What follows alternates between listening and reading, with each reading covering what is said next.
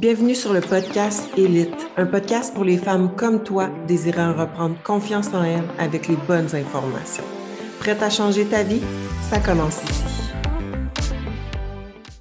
Bon vendredi à toutes! J'espère que vous avez passé une belle semaine. Donc, comme vous avez pu voir, ça fait quelques semaines que j'ai pas fait d'épisode, donc avec les vacances. Et honnêtement, c'est simplement parce que j'étais vraiment fatiguée. Donc, j'ai pris quelques semaines off, mais là, c'est reparti pour les podcasts et on est dans un nouvel environnement. Donc, je suis pas dans mon confort de chez nous, là, dans mon Zoom. On est chez les Remarqués à Laval, super beau studio. Et j'ai l'honneur aujourd'hui de recevoir Virginie, qui est cliente avec nous depuis 2021, si je ne me trompe pas. Exact. Oui. Nice. Merci de t'être déplacée. C'est vraiment un plaisir. T'es partie de où déjà? On disait ça là, avant d'enregistrer l'épisode, c'est quand même loin. Oui, je suis partie de Gatineau, un bon 1h30 d'ici, mais ça a valu la peine. Yes, nice. Fait que dans le fond, j'ai invité Virginie parce que je trouve que tu as un super bon parcours. Fait qu'on va en discuter aujourd'hui. Puis, dans le fond, j'aimerais ça que tu expliques pour commencer, là, t'es qui, tu viens d'où, qu'est-ce que tu fais dans la vie, t'as quel âge? Oui, bien dans le fond, justement, moi, j'ai commencé comme entraîneur il y a déjà 3 ans de ça. Puis Élite a beaucoup fait partie de mon parcours, de mon apprentissage au travers le côté personnel et professionnel.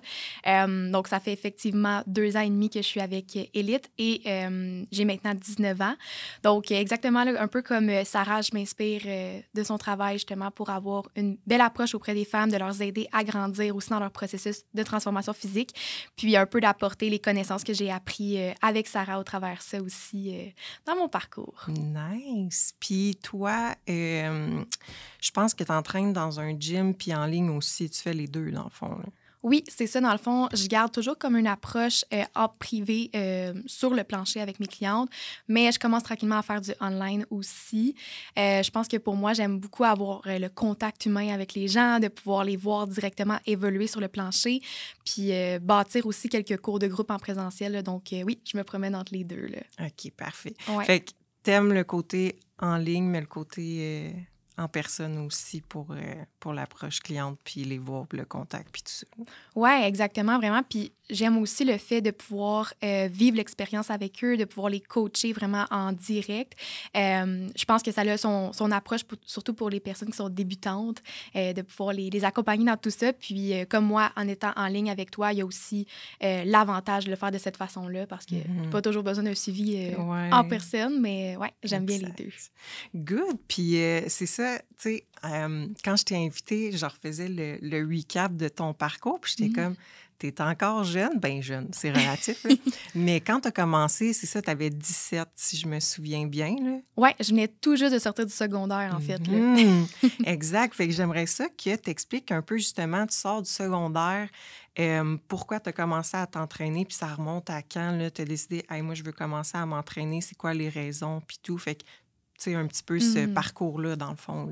Oui, c'est ça. Ben, en fait, mon parcours d'entraînement date de vraiment longtemps. En fait, j'ai toujours été active dans les sports. Un peu comme toi, j'ai fait du cheerleading, j'ai fait de la danse, j'ai fait du soccer, flag football, vraiment une variété de sports. Mais l'entraînement, ça remonte. J'ai commencé à 12 ans. Quand le gym m'a permis d'aller m'inscrire, faire quelques entraînements, je voyais mes parents aller, donc je les suivais un peu dans leur type d'entraînement. Puis c'était plus pour le plaisir, donc je dirais on and off un peu.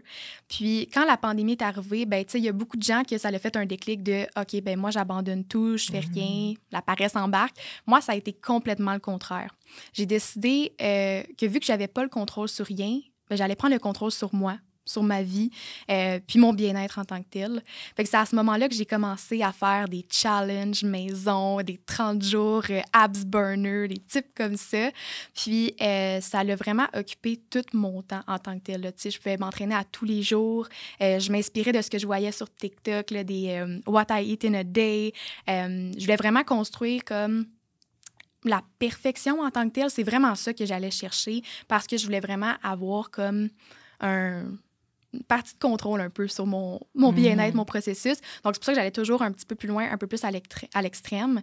Fait que ça fait en sorte que, oui, j'ai eu de super bons résultats, mais je me tenais très loin de l'équilibre à ce moment-là. Tu sais, j'étais beaucoup dans la performance. J'avais rien d'autre à faire, on s'entend, là, avec le COVID, là.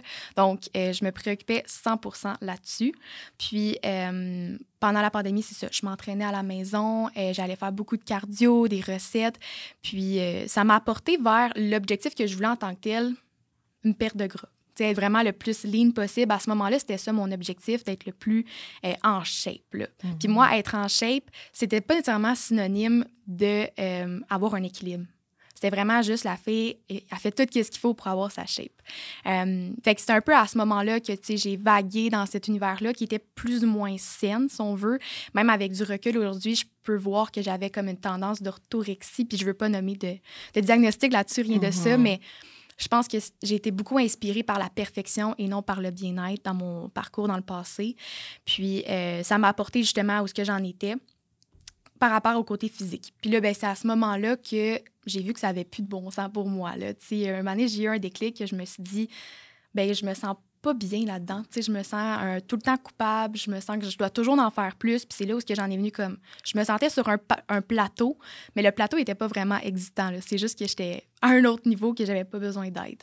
Fait que c'était un peu à ce moment-là, quand j'ai ressenti cette culpabilité-là, qui était moins saine, que je me suis dit, faut que j'aille chercher de l'aide. Faut que j'aie quelqu'un qui va m'aider à comprendre pourquoi je fais telle chose, puis de le faire de la bonne façon. Parce que je réalisais que ça avait plus de bon sens. Là. Puis, tu sais, quand tu dis que tu t'es mis à faire des... ton objectif, c'était de perdre du gras, fait que tu t'es mis à essayer des trucs Abs Challenge, tout ça.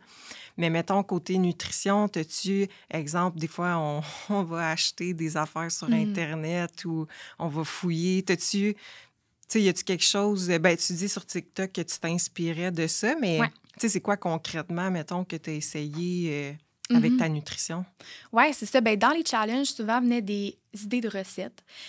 Ces idées de recettes-là, c'était toujours des aliments sains. C'était des bons repas de qualité.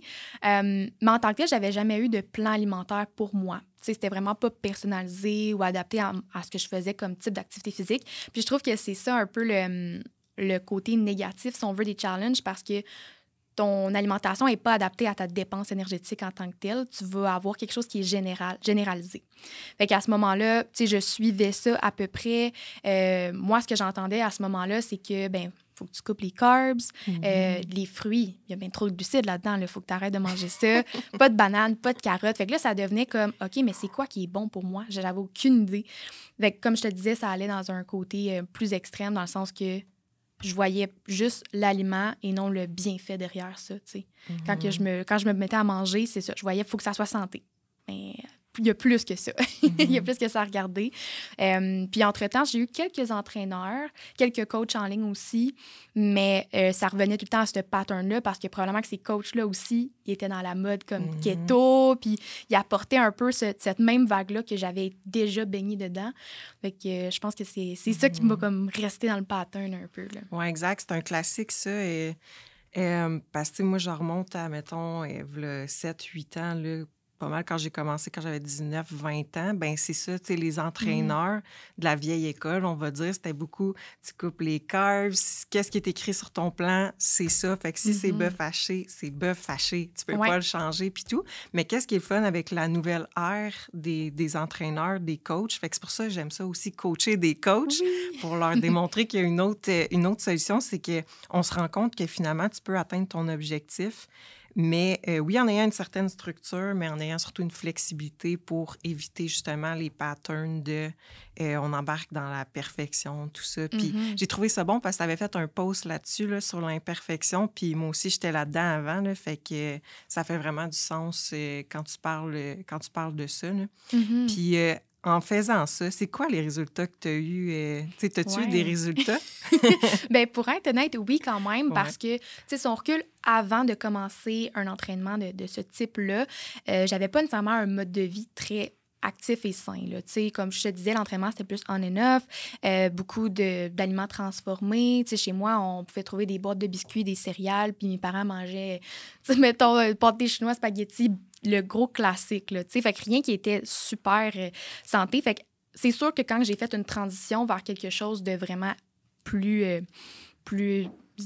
même si on veut plus dans le fitness, c'est sûr que mon corps, il y a eu des résultats, là. Tu sais, j'ai perdu beaucoup de poids. Je pense que comme en 2-3 mois, j'ai perdu 20 à 30 livres, puis j'en avais pas tant que ça à perdre nécessairement, là, tu sais.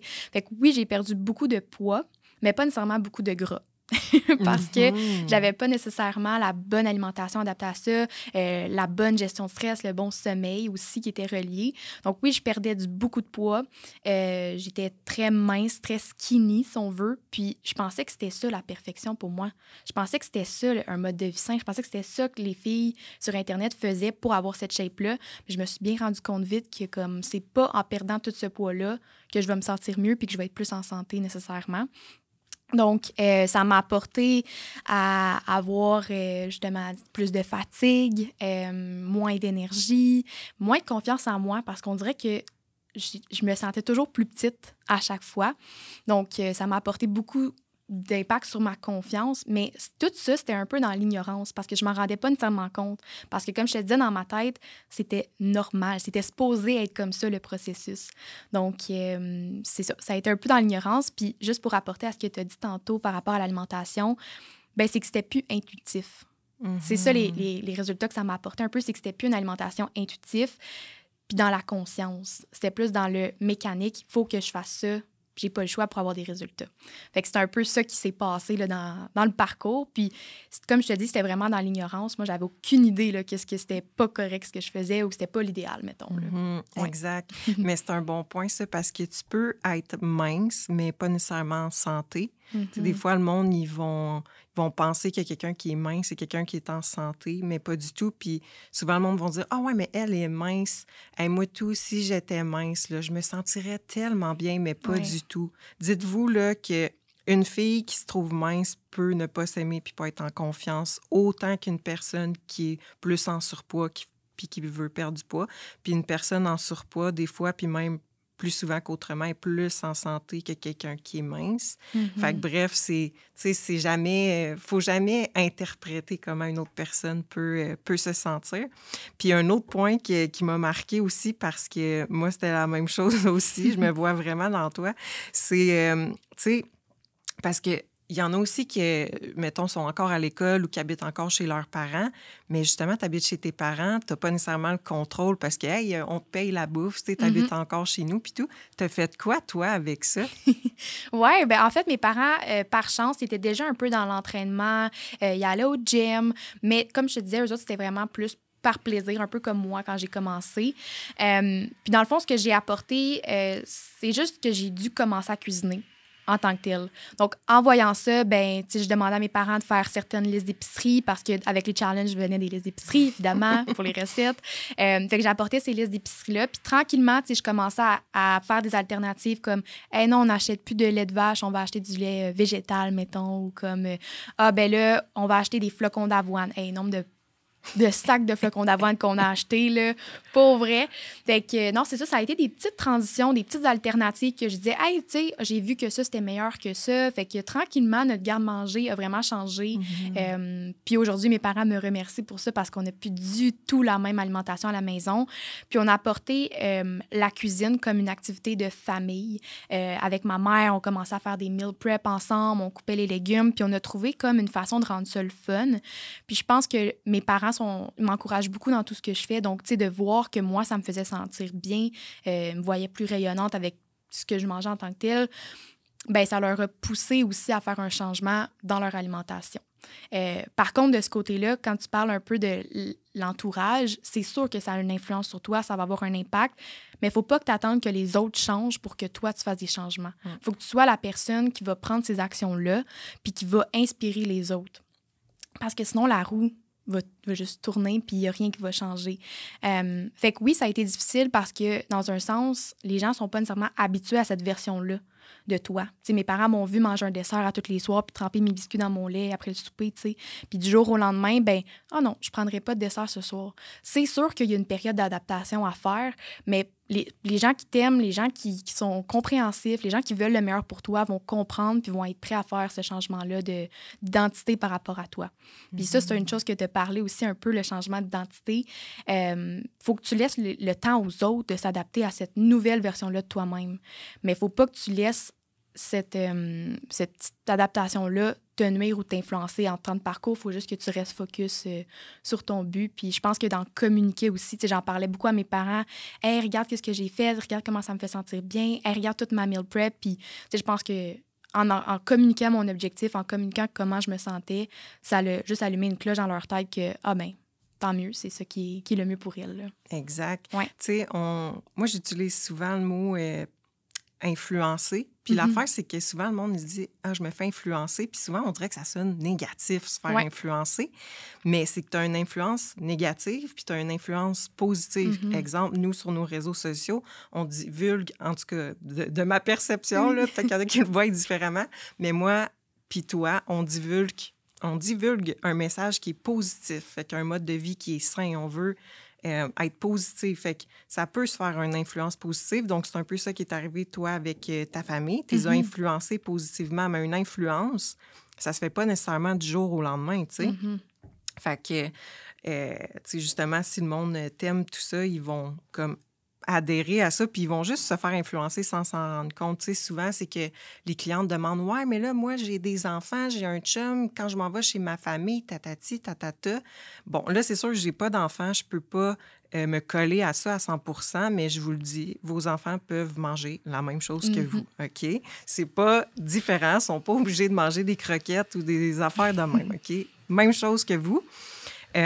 Puis sinon, tu sais, tout ce qui est côté famille, chum, ça revient à l'influence positive. Maintenant, quand je m'en vais chez mes parents, « Hey, viens-tu souper ou quoi que ce soit? » Ben ils savent, là, tu sais, ça fait tellement longtemps que je mange bien, ben ils savent que s'ils font, exemple, du spag, bon, OK, je vais peut-être prendre une petite portion, mais comme c'est pas la chose que je préfère le plus. Fait que, tu sais, les gens qui t'aiment veulent te faire plaisir. Ah, OK, ben, tu sais, veux-tu venir souper ou veux-tu venir passer la fin de semaine? Je t'ai acheté des fruits, je vais t'acheter des steaks, tout ça. Puis finalement, ils mangent la même chose que nous. Puis finalement, même eux, quand on s'en va, ils continuent à bien manger pour l'influence positive. Fait que c'est un peu le même principe avec le chum, tout ça, etc. Puis mettons que ça marche pas. Là. Le monde n'est pas obligé de te suivre non plus, mais t'es pas censé arrêter parce que le monde ne va pas te suivre, tu sais. Exact. Bref, j'ai trouvé ça vraiment, vraiment important. Fait que là, à partir du moment, dans le fond, que tu as eu des résultats, mais que c'était plus nécessairement sain, c'est-tu à partir de là que tu t'es dit « Ah, j'aimerais peut-être ça, avoir... une coach ou un coach, tu t'es mis à faire des recherches. Tu sais, qu'est-ce qui s'est passé, dans le fond? Oui, bien, c'est ça, dans le fond. Je pense que j'ai un peu... dans le fond, en étant entraîneur, je sais les bienfaits que ça peut avoir sur une personne. Je sais à quel point ça peut être important d'avoir un œil externe sur ton parcours. Donc, c'est à ce moment-là, un peu, tu sais, je cherchais pas nécessairement, mais dans le fond, ça faisait déjà un moment que je te suivais en tant que tel. Là. J'ai vu un repost d'une compagnie de suppléments en story, puis tu partageais une recette de crêpes avec comme de la saveur dedans, en tout cas. Puis, je trouvais ça comme vraiment nice que tu manges des crêpes comme dans ton processus. Puis, tu sais, j'ai vu ton profil, t'es en shape, tout. J'étais comme, OK, ben écoute, ça va donner ma nouvelle inspiration. Puis, depuis ce temps-là, ben tu sais, ça a pris peut-être 1 an là, tu sais, que je te suivais sur les réseaux sociaux avant que je te contacte. Puis, qu'est-ce que j'ai vraiment aimé de ton compte? Qu'est-ce qui m'a vraiment attiré, qui a fait le saut pour aller vers toi? C'est vraiment que tu apportais de l'éducation dans tes publications. C'était pas juste comme « Hey, regarde, moi, c'est ça que je fais. Tu peux faire ce que je fais puis tu vas avoir des résultats. » Tu sais, c'était vraiment pas ça. C'est vraiment, tu prenais le côté scientifique derrière ça, t'expliquais le pourquoi du comment. Puis ça m'a fait beaucoup changer ma perception par rapport à mon processus, à mon parcours. J'ai fait comme « OK, c'est vraiment pas ça que je fais. » Ça m'a allumé beaucoup de cloches, puis à un moment donné, ça a juste fait une accumulation de se dire « ben OK, je pense que c'est vraiment ça qu'il me faut, puis je suis prête à faire confiance au processus. » Donc, je vais aller vers quelqu'un qui peut vraiment prendre le temps de m'expliquer pourquoi on fait ça. Puis quand tu sais pourquoi tu le fais, c'est beaucoup plus rassurant aussi. Fait que c'est ça que je trouvais intéressant. Tu sais, ton approche était vraiment professionnelle. Tu sais, tu paraissais vraiment sérieuse aussi par rapport à ce que tu voulais apporter à tes clientes. Ta mission était claire. Puis je me suis vraiment reconnue. Bien, comme tu as pu voir, comme on parle, ton histoire paraît beaucoup comme la mienne. Fait que j'ai senti que d'aller vraiment pouvoir m'aider à sortir de cette zone-là puis vraiment aller vers une nouvelle réalité, là, un nouveau changement. Fait que c'est à ce moment-là que je t'ai écrit, j'ai pris rendez-vous. Ça m'a pris 2 appels. Au début, C'est vrai. j'étais comme, tu sais, je sortais du secondaire, j'avais un petit job temps partiel, puis je me disais, ça vaut-tu vraiment l'investissement pour moi? Puis à ce moment-là, je le savais pas que c'était un investissement. Je le voyais vraiment comme une dépense parce que j'avais jamais vraiment eu un entraîneur. Mais quand j'ai réalisé que, ben écoute, c'est un investissement sur moi, puis que ça va probablement changer ma vie à tout jamais, ben j'ai embarqué. Puis je me suis dit, garde, à ce moment-là, c'est plus moi que je vais écouter, c'est quelqu'un d'autre. C'est au processus que je vais faire confiance. Puis c'est là où que ça m'a amené là, de travailler avec toi. Oui, c'est vrai. Puis, est-ce que tu avais envisagé de prendre un homme comme coach? Tu sais, pourquoi une femme? Tu sais, mis à part, bon, tu as aimé ma recette de crêpes, Oui! mais à part ça, tu sais, est-ce qu'il y avait vraiment, tu sais, mettons que tu aurais vu un gars faire la recette de crêpes, puis sensiblement le même contenu, est-ce que selon toi, ça aurait eu le même impact à ce moment-là? Parce que des fois, notre vision change aussi au fil du temps. Tu sais, peut-être que là, ça serait différent, tu te ferais coacher par un homme. Mais mettons, si tu remontes à dans ce temps-là, t'avais-tu une préférence? Ben, en fait, j'avais déjà eu un entraîneur homme, mais OK. tu sais, c'était vraiment comme à l'ancienne, là, tu sais, les plans papier, puis comme on se voit une fois par mois peut-être. Fait que, tu sais, je pourrais pas compter ça vraiment comme un suivi de coaching. Mais oui, en tant que tel, je pense que le fait que ce soit une femme, ben ça m'a vraiment permis de m'identifier à un modèle inspirant. Un modèle sain pour moi. Parce que, tu sais, quand on se compare, ben il y a des fois des comparaisons qui sont pas saines, puis il y a des comparaisons qui vont te permettre de te propulser, qui vont t'inspirer et non te tirer de l'énergie ou juste te faire une mauvaise association. Puis c'est ça que j'ai aimé de me retrouver avec une femme, c'est que ça me permet justement d'avoir comme une idéal, comme une version à aller chercher de moi-même, me dire comme, OK, ben elle va me comprendre, elle a passé par là. Puis c'est un peu comme le girl power en tant que tel aussi que je trouvais intéressant, de pouvoir dire une femme, c'est 2 femmes ensemble, ça va pas juste faire un peu comme pas du bitchage, là, mais tu sais, en tant que tel, c'est souvent comme de la jalousie ou tu sais, de la comparaison toxique comme ça, mais de dire que une femme peut apporter une autre vers le haut, puis d'avoir vraiment l'aspect d'équipe au travers ça, je trouvais ça super intéressant, puis je pense que c'est ça qui m'a vraiment dirigée vers une femme, là. Ah ouais, 100%, c'est bon. Puis, tu sais, justement, quand parce que tu sais, c'est ça, ça a pris une couple de temps, 2 appels avant que tu décides, OK, j'embarque. Mais, tu sais, c'est comment que tu te sentais à ce moment-là, justement, tu sais, tu fais un appel, là, finalement, je repousse. Là, après ça, tu refais un appel. Tu sais, j'imagine cette espèce de sentiment-là restait, mais c'est ça, c'était comment tu te sentais, dans le fond, là? Mhm.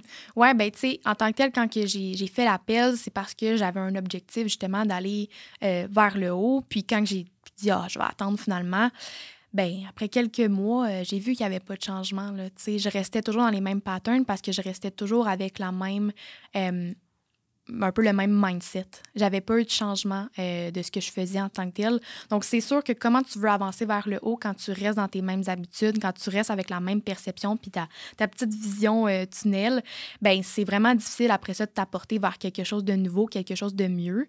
Fait que c'est ça. À ce moment-là, ben, je pourrais dire que je me sentais plus sur place. Je sentais que je faisais du surplace un peu. Je sentais peut-être que je devais toujours en faire plus aussi, puis qu'il n'y a rien qui bougeait. Fait que c'était un peu décevant, là, je sentais. Là. Donc, c'est ça. Je pense que c'est un peu ce sentiment-là que je voulais comme me débarrasser, puis de réaliser que je n'étais pas capable de trouver un équilibre par moi-même.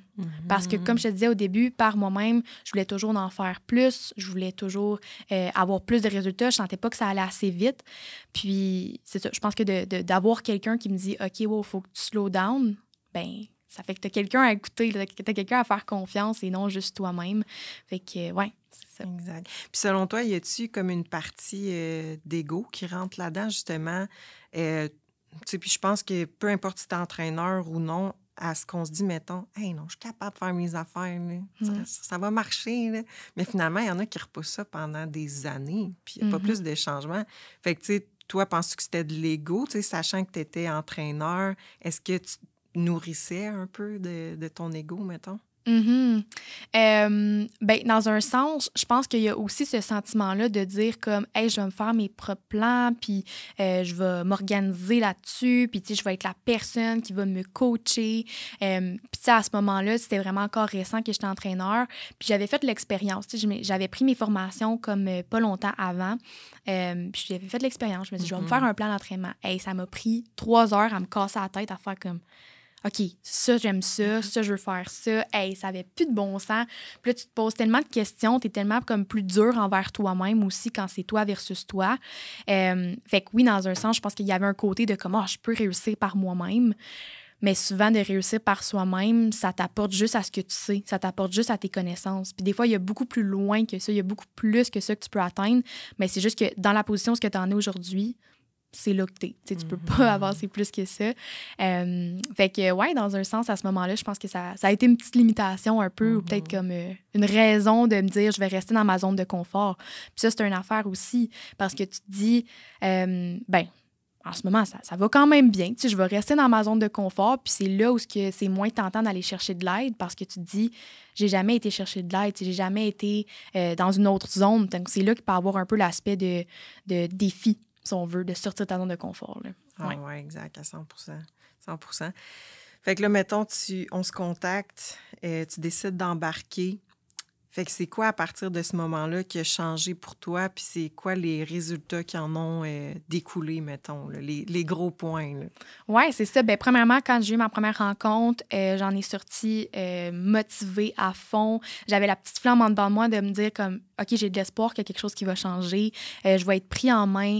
J'aimais vraiment tout le contexte autour de l'Elite Training aussi, que ce soit comme une communauté, qu'on puisse avoir des suivis aussi. Puis ça, c'est un aspect super important quand tu as un processus physique, de faire des suivis avec toi.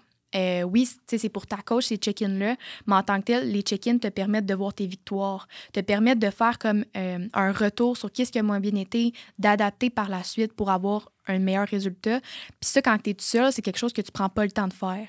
Tu vas regarder la balance peut-être à tous les jours, peut-être que tu vas pas la regarder du tout, tu vas peut-être pas voir tes résultats, donc tu vas juste naturellement focusser sur qu'est-ce que tu peux faire de mieux ou le négatif en tant que tel. Donc, de faire les check-ins, d'avoir un retour, de dire comme « Hey, good job, cette semaine, tu as bu 1 litre d'eau de plus. » Comme « Wow! » Tu sais, c'est des petites choses comme ça qui te font réaliser que par toi-même, tu es beaucoup plus dur envers toi. Puis quand c'est quelqu'un d'autre, ben il te fait remarquer ces victoires-là. Fait que premièrement, d'avoir les check-ins, ça m'a vraiment aidé à réaliser ma progression que je n'arrivais pas à voir avant. Puis après ça, quand on a commencé vraiment dans mon processus, quand j'ai eu mon plan alimentaire parce que moi, j'ai commencé juste avec l'alimentation. Quand j'ai eu mon plan alimentaire, j'avais comme objectif de prendre de la masse. Puis quand on m'a dit que j'allais manger 1900 calories puis 250 grammes de carbs, je riais. Je dis, c'est impossible. Là. Hey, moi, on m'a toujours dit, faut que tu coupes les carbs. Puis là, je m'entraîne. On me disait comme entraînement juste 4 fois semaine. Puis là, moi, j'étais comme, je m'entraîne à tous les jours. Fait que là, on m'a complètement sorti de ce que je faisais. On m'a apporté vers le contraire. Puis, une semaine après, je pense que j'avais perdu comme 3 livres. Je me sentais beaucoup plus lean. J'avais envoyé une vidéo, on voyait mes abdominaux. Puis j'étais comme, qu'est-ce qui s'est passé? Faut que tu m'expliques c'est quoi la recette.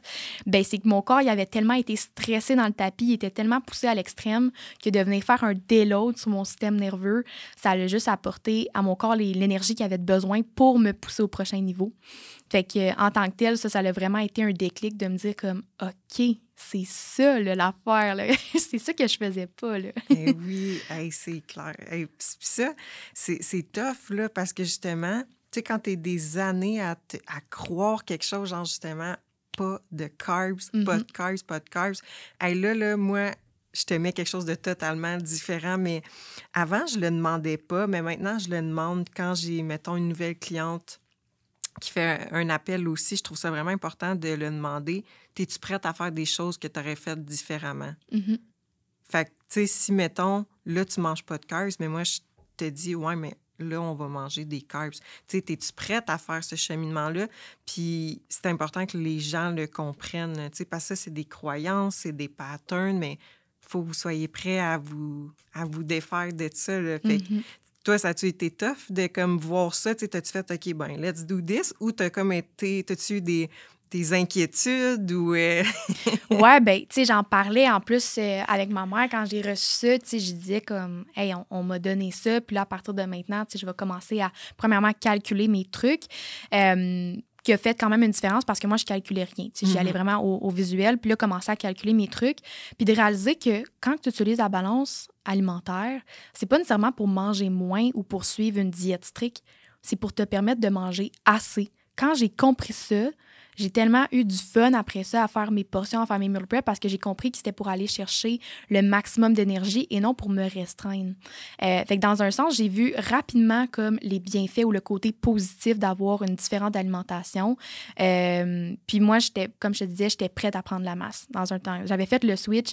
À partir de ce moment-là, il y a une période où je voulais plus vraiment être skinny, comme je disais, je me sentais moins confiante et tout. Fait que j'avais déjà fait la transition mentale à me dire, OK, là, je veux prendre la masse. Puis j'avais pas réalisé que, ben pour prendre la masse, ma belle, il va falloir que tu manges plus. Donc, c'est ça. Donc, à ce moment-là, ça m'a vraiment aidée, premièrement, parce que j'aurais jamais peut-être mangé autant. J'aurais jamais pensé que ça aurait été bon pour moi. Donc, non, effectivement, j'ai vraiment été prête, j'ai fait le saut. Puis quand j'ai vu les résultats quand même rapidement, je me suis dit que c'était juste le meilleur pour moi, la meilleure chose que je pouvais faire. C'est nice.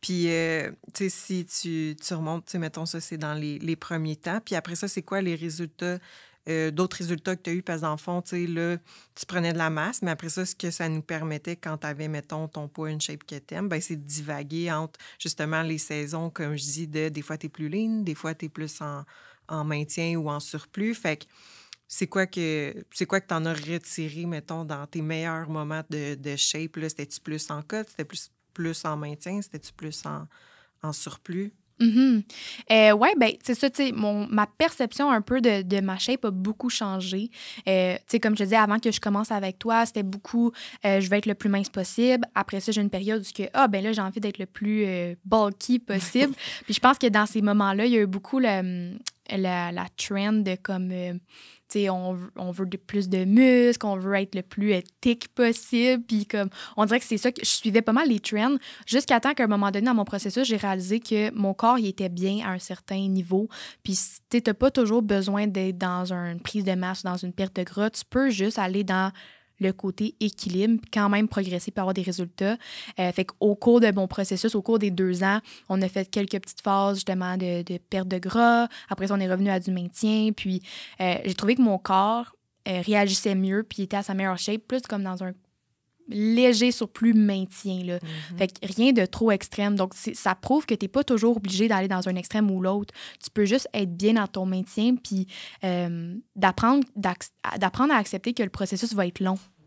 Tu n'es pas toujours obligé d'avoir des résultats rapides, d'avoir un objectif en 1 mois.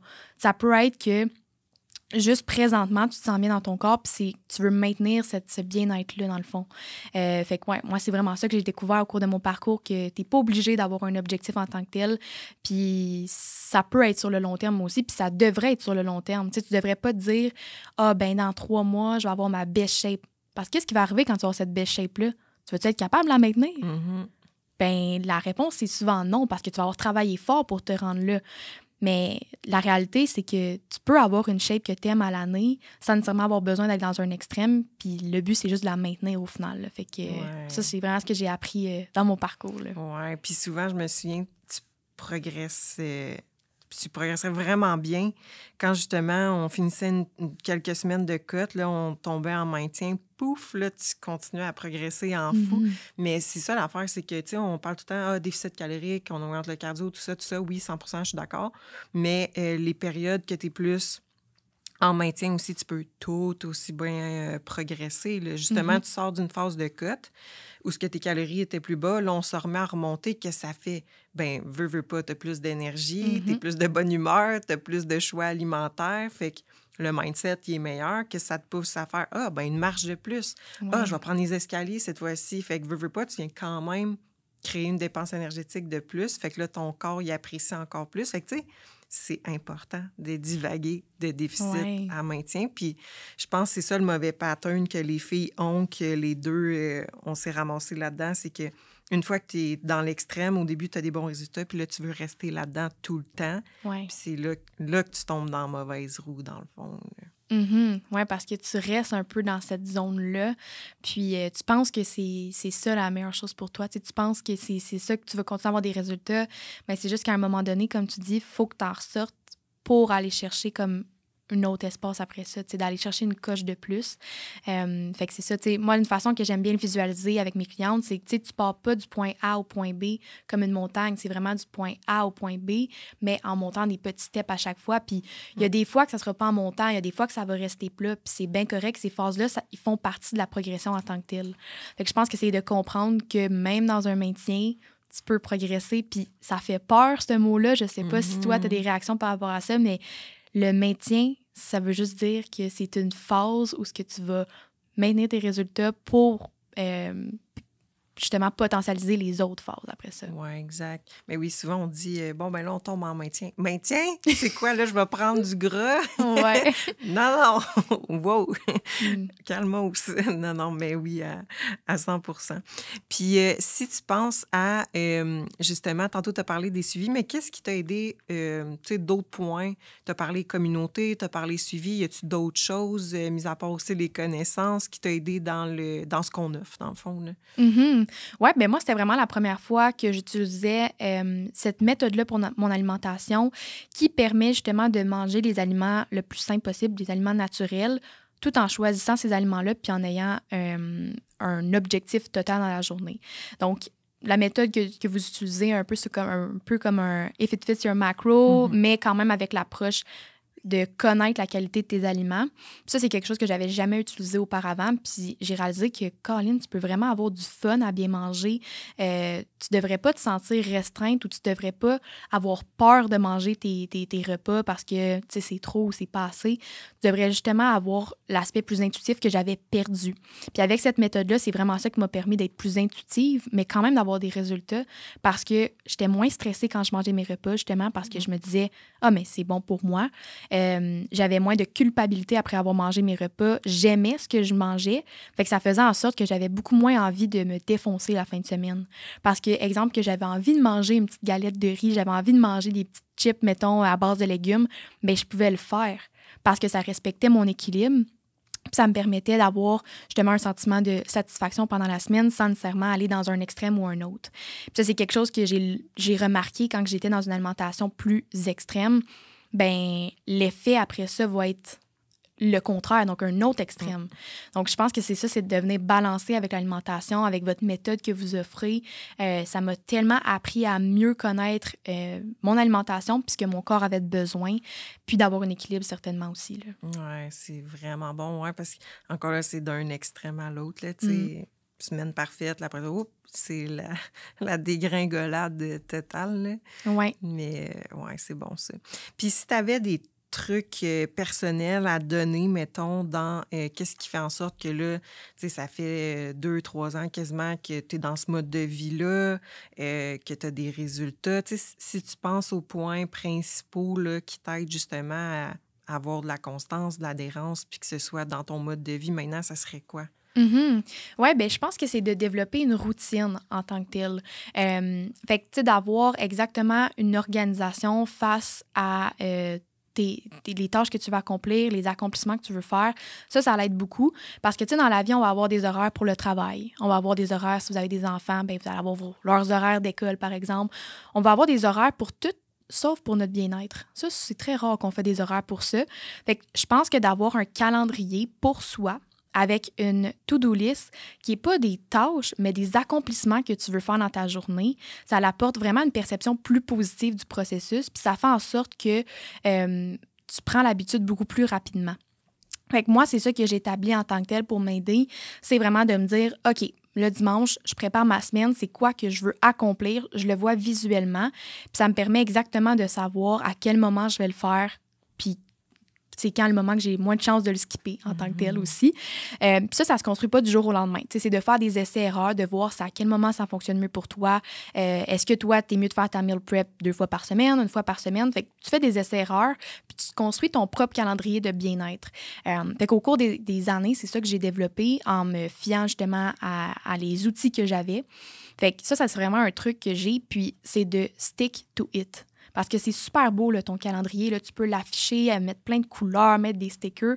Mais si tu n'appliques pas ce que tu fais, honnêtement, c'est juste toi qui vas vivre les conséquences. Fait que c'est beaucoup ça que j'ai remarqué. Puis c'est fun parce qu'avec la business qu'on a, avec le coaching, c'est que c'est très facile de faire des liens entre la perte de poids puis le business. C'est que si tu ne prends pas d'action, il n'y a rien qui va bouger. Fait que c'est la même chose avec ton processus. Si tu vas pas au gym puis que tu décides de pas le faire, ben t'es la seule personne qui va être coupable, là, en tant que telle. Fait que c'est de réaliser que fais ce que tu dis, dans le fond. Là. Fais ce que tu dis, puis ça va vraiment juste te permettre d'atteindre tes objectifs, puis arrête de te poser des questions. Arrête de te poser des questions avec un... C'est ça l'avantage d'avoir un coach, c'est que c'est lui qui va penser à ces questions-là pour toi. Tu n'auras pas besoin de faire les analyses. « Ah, je devrais-tu aller au gym? Je devrais-tu pas y aller? » Le plan de match, il est écrit, fais juste le suivre. That's it. C'est pas plus compliqué que ça parce que c'est pas compliqué avoir des résultats, c'est pas compliqué avoir un processus de perte de gras ou de transformation physique. Faut juste que tu le fasses. C'est tout. Tu as tout pour réussir. Mais la seule personne qui peut te limiter, c'est toi-même. Donc, du moment où tu comprends ça, ben, t'arrêtes de mettre la faute sur les autres, t'arrêtes de mettre la faute sur la température, t'arrêtes de mettre la faute sur « il y a trop de monde au gym », tu fais juste le faire. C'est tout. Il n'y a pas plus de conseils que je peux te donner ça. C'est vraiment juste le faire puis mettre ton environnement en place pour que tu puisses réussir. Comme tantôt, on parlait de l'entourage, ben, d'informer ton entourage que cette semaine, tu vas peut-être être plus au gym, tu ne seras peut-être pas là pour telle activité. D'informer tes amis que vendredi soir, ben, tu as prévu d'aller au gym ou dimanche, ben, tu n'iras peut-être pas au pique-nique avec eux parce que tu vas faire ton meal prep. Puis c'est bien correct. Ça prend cette période-là pour qu'après ça, tu puisses faire des ajustements et être plus lousse. Mais préparer son environnement à ça, je pense que c'est le meilleur truc pour réussir parce qu'après ça, c'est quoi ton excuse? Hey, c'est bon ce que tu viens de dire. Là. C'est full en lien avec le changement identitaire, mais ça m'amène à l'autre point. Quand tu décides de faire ce changement identitaire-là, parce que l'affaire, c'est que tu n'as pas besoin d'écouter plein de podcasts puis lire plein de livres qui disent comment changer son identité. Je vais vous donner le meilleur conseil, là, c'est juste de le faire, ce que tu viens de dire. C'est ça. Tu veux arrêter de manger des chips? Ben arrête de le faire. Tu veux être en shape? Fais-le. Tu sais, fait que à partir du moment que tu arrêtes de te poser des questions, tu le fais, mais pour préparer ton environnement, par contre, il faut que tu communiques. Tu sais, c'est important que tu communiques tes intentions, que tu communiques qu'est-ce qui va se passer. Fait que, exactement, de dire à l'entourage, « Hey, il va se passer telle affaire » ou « Je veux pas telle affaire » ou « Je veux ça ». Fait que communication avec le changement identitaire. C'est vraiment bien dit. Oui, c'est vraiment la clé par rapport à ça. Puis, je peux parler pour une fille, justement, qui sort du secondaire. Là. On s'entend, là, là, j'ai eu... Pendant notre parcours, ben, j'ai eu 18 ans, moi aussi. Là. J'avais envie de sortir dans les bars. Mes amis allaient au restaurant. J'avais des sorties ici et là. Puis, j'ai tout passé par là, là. Mais j'ai quand même réussi à avoir des bons résultats. Pourquoi? Parce que j'ai décidé que j'allais le faire pour moi. C'est pas les autres qui allaient décider ça allait être quoi mes résultats ou ça allait être quoi mes actions. Donc, à ce moment-là, je pense que toutes les excuses que tu te donnes, ben au final, tu vas en vivre les conséquences par rapport à ça. Donc, peu importe l'environnement que tu as, peu importe c'est quoi tes circonstances, fais-le pour toi. Puis, entoure-toi aussi de bonnes influences au travers de ça quand même. Là. Je pense que ça peut toujours aider à propulser là, au travers de ton processus. Là. 100%. Puis là, mettons, c'est quoi tes objectifs? Est-ce que, parce que c'est souvent ça qu'on faisait, là, on divaguait, cote, maintien, prise de masse. As-tu un objectif en soi, compétition ou peu importe, là, ça peut être quoi? Ça peut être côté santé aussi, tu sais, des enfants. Il y en a qui veulent optimiser ça le plus possible. Tu sais, c'est quoi ton envisage? Oui, ben en fait, mon but en ce moment, avec toutes les connaissances que j'ai acquises, avec le développement personnel que j'ai fait, autant au niveau mindset qu'au niveau de ma perception de la nourriture, ma perception de l'entraînement, j'ai envie d'utiliser tout ça pour me bâtir le meilleur parcours par rapport à mes connaissances, par rapport à moi, comment je sais que mon corps réagit. Fait que probablement, présentement, je vais rester comme en maintien, comme je te parlais, plus de rester par rapport à ma santé. Puis c'est là que je me sens le mieux aussi. Puis je pense que ça va toujours de devenir la meilleure version de moi-même. J'ai beaucoup travaillé sur mon physique dernièrement, mais prochainement, ça va être plus sur mon mental que je veux construire. Puis on dit un corps sain, un esprit sain dans un corps sain, ça reste dans cette optique-là. Donc, je pense qu'en ayant justement plus d'alignement avec ma santé, plus d'alignement avec la version que je veux devenir, bien, automatiquement, je vais prendre les actions pour y arriver. Fait que c'est un peu dans cette cette branche-là que je veux me diriger. Là. Ouais. Nice, nice. C'était une bonne conversation. Oui. Merci d'être venu au podcast. Puis, tu sais, je sais que tu as une page personnelle, une page pour, tu sais, tout ce qui est fitness, tout ça. Fait que c'est où est-ce qu'on peut te suivre si jamais on veut s'inspirer de toi? Oui, mais dans le fond, je suis quand même assez active sur Instagram, sur Limitless Fitness, puis mon compte personnel, Virginie Baramba. Mais c'est vraiment plus sur Limitless Fitness qu'on va pouvoir suivre les inspirations. Nice! Fait que n'hésitez pas, si vous avez aimé l'épisode, on like, on partage, on laisse un commentaire écrit et on se dit à la semaine prochaine.